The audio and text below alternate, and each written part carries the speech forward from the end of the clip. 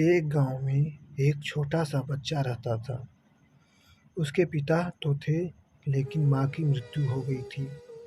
पिता सारा दिन काम करता और अपने बेटे को पाल पोस कर बड़ा करता है। वह सारे सुख अपने बेटे को देता है जो एक माँ दे सकती थी। उस पिता ने कभी कुछ नहीं मांगा, सिर्फ इतना ही मांगा कि मेरे बेटे को कोई परेशानी ना हो। दिन बीतते गए, बेटा पढ़ लिख कर अच्छा जॉब भी करने लगता है और वह शहर में रहने लगता है। कुछ दिन बाद वह अपने पिता से मिलने आता है और कहता है, पापा मुझे कुछ पैसों की ज़रूरत है। मैं चाहता हूँ कि शहर में ही ज़मीन लेकर अपना घर बना लूँ।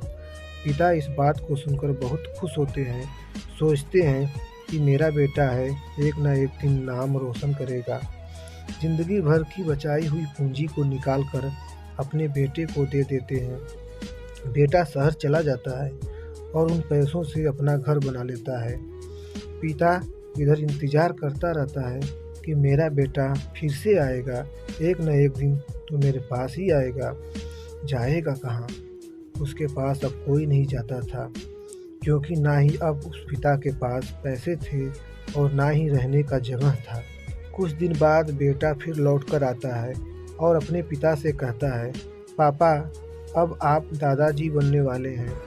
पिता को बहुत खुशी होती है। इस बात को सुनकर वह कहते हैं, तू मुझे मेरी बहू और पोता से कब मिलवाएगा? बेटा कहता है, बस पापा थोड़े दिन और। पापा मुझे कुछ पैसों की ज़रूरत है, क्योंकि आज थोड़ा जॉब में खींच-बीच हो रहा है, जिसके कारण से मुझे कुछ दिन के लिए सस्पेंड कर दिया गया है। पिता के पास कुछ नहीं रहता है देने के लिए, लेकिन फिर भी कहता है, अच्छा बेटा तू रुक, मैं अभी आया कुछ पैसों का बंदोबस्त करके। पिता बाद में महाजन से कुछ पैसे उधार लेकर अपने बेटे को दे देता है और बेटा पैसे लेकर शहर चला जाता है। बरसों गुजर जाते हैं। पिता सोचते हैं कि मैं तो अब दादाजी बन गया हूँगा। मेरा बेटा पता नहीं मेरे नाती को लेकर कब आएगा। फिर सोचने लगते हैं, समय नहीं मिलता होगा, इसलिए मेरा बेटा अभी तक आया नहीं, वरना आया ज़रूर होता। तब तक महाजन 2-3 आदमी को लेकर उस पिता के घर पर आता है और कहता है कि आपके वादे के मुताबिक मैं पूरे 3 महीने बाद आया हूँ अपने पैसे ले जाने।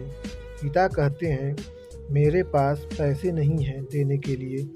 महाजन कहता है, जब पैसे नहीं देने थे तो आपने मुझसे उधार क्यों लिया?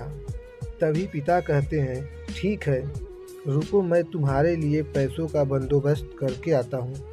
और वहाँ के नज़दीकी अस्पताल में चले जाते हैं।